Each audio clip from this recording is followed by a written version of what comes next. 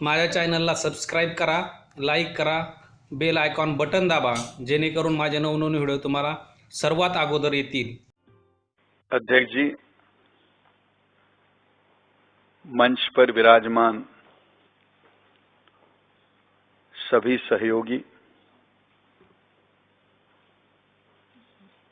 बहनों और भाइयों,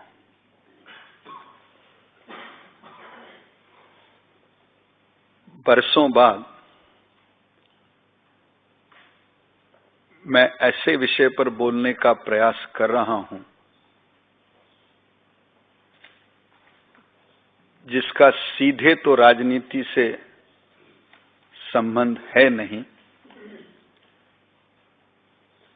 लेकिन राजनीतिज्ञों से इस विषय का सबसे गहरा संबंध है।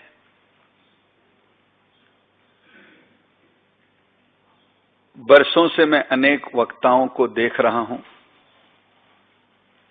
सुन रहा हूं, पचाने की कोशिश कर रहा हूं। उन सारे का निचोड़ मिलाकर संवाद कला के संबंध में मेरे मन में जो विचार आ रहे हैं, मैं आपके सामने रखने का प्रयास करूंगा। सबसे पहले तो मेरी प्रार्थना आपसे ये होगी कि संवाद कला के जो नुस्खे मैं आपको बताने का प्रयास करूंगा, इस मापदंडों को मेरे ही भाषण पर कसकर देखने का प्रयास आप ना करें। मैं एक आदर्श संवाद कला का चर्चा करने का प्रयास कर रहा हूं। मेरा दावा ये नहीं है कि ये सारे कला मुझ में उपस्थित है या मैं उसका अधिकारी हूं।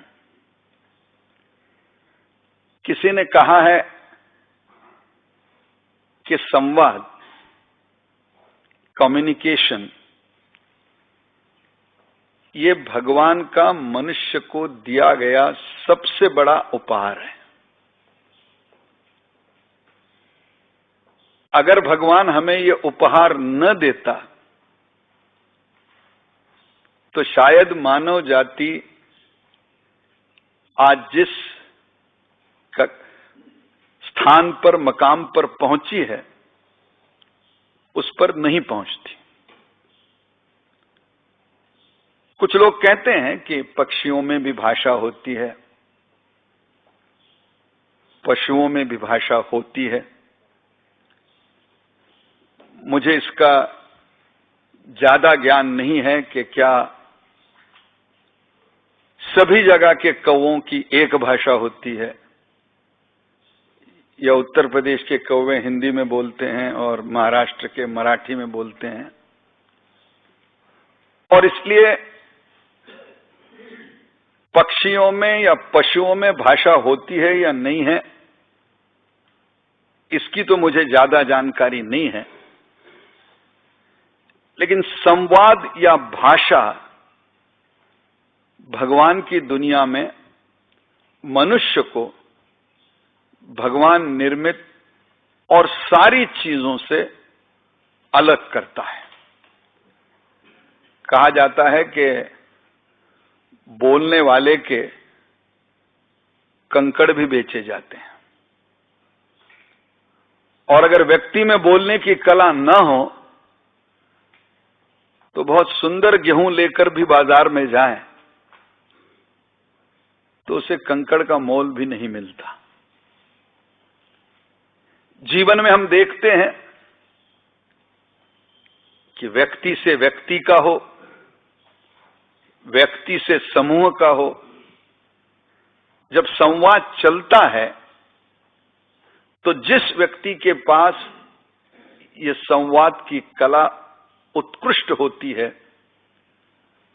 उसका हमारे सबके जीवन पर प्रभाव पड़ता है, क्योंकि वो अपना विचार दूसरों के हृदय तक पहुंचा सकता है। बहुत बार हमने देखा है कि बहुत अच्छा विचार होने के बाद भी वो क्या कह रहा है यह हमें समझता ही नहीं है।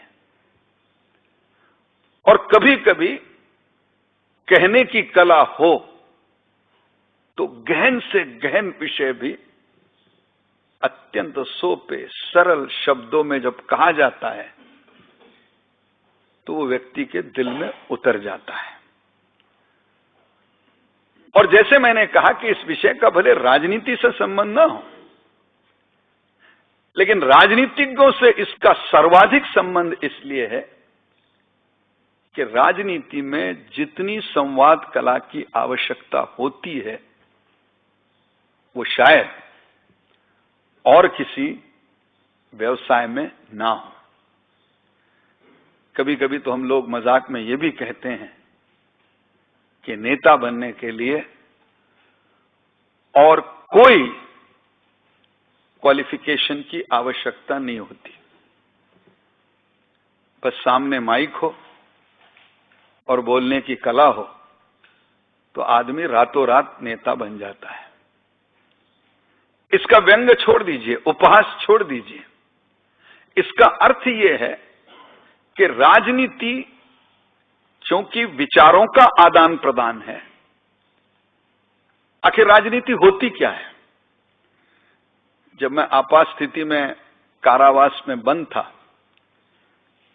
तब मैंने एमए पॉलिटिकल साइंस पूरा किया।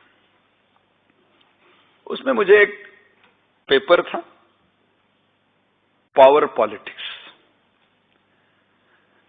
आज वो सारी बड़ी किताब तो मुझे ध्यान नहीं है, लेकिन उस किताब के प्रारंभ में जो 4 वाक्य लिखे थे वो मुझे आज भी ऐसे ध्यान है मानो जैसे कल पढ़े थे। उसमें लिखा था, politics is always a power politics. दूसरा वाक्य था, व्हाट इज पावर। और तीसरा वाक्य था, power to rule over the minds of others. दूसरों के मन पर प्रभाव करने की शक्ति असली राजनीति है।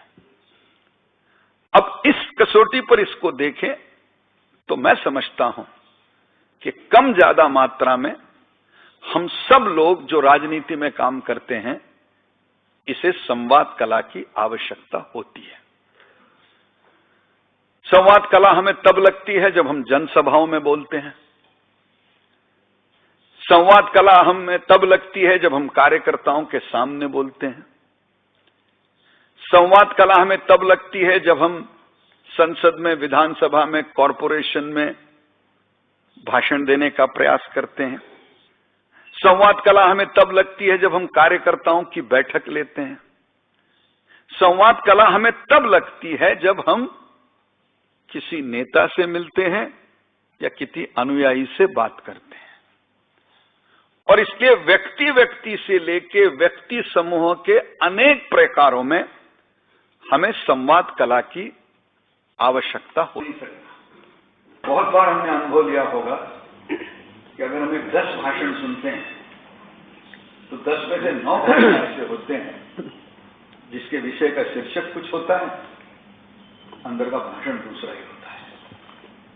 बहुत सारे वक्ता मैंने ये देखे कि वो उनका एक भाषण होता है, आप उनको कहीं भी खड़े कर दो, भाषण वही। आप उनको जनसभा में खड़े करो वो ही देते हैं, आप उनको अकेले में मिलने के जाओ मुद्दा वही होते हैं। अच्छा बोलने वाला हो, अगर दोबारा 4 बार अगर वो वही बात करता है, हाँ श्रोता बदल जाए और बात वही रहेगी, समझते हैं। हम भी चुनाव में जब भाषण करने जाते हैं तो हर गांव में नया भाषण तो नहीं कर सकते, लेकिन श्रोता वही, वक्ता वही, भाषण वही, साल भर पहले वही, 2 साल बाद वही। अब स्वाभाविक रूप से ऐसा जब बार बार वही भाषण किया जाएगा तो उसके कारण जो विचार हमको लोगों को देने हैं वो विचार कोई ग्रहण कर ही नहीं पाए। और इसलिए कभी कभी मैं राजनीति में, कभी कभी मैं बहुत बार राजनीति में ये देखता हूं कि राजनीतिज्ञों को जिस विषय पर बोलना है उस विषय पर अभ्यास करने की आदत सामान्य अपवाद छोड़ के बिल्कुल बची।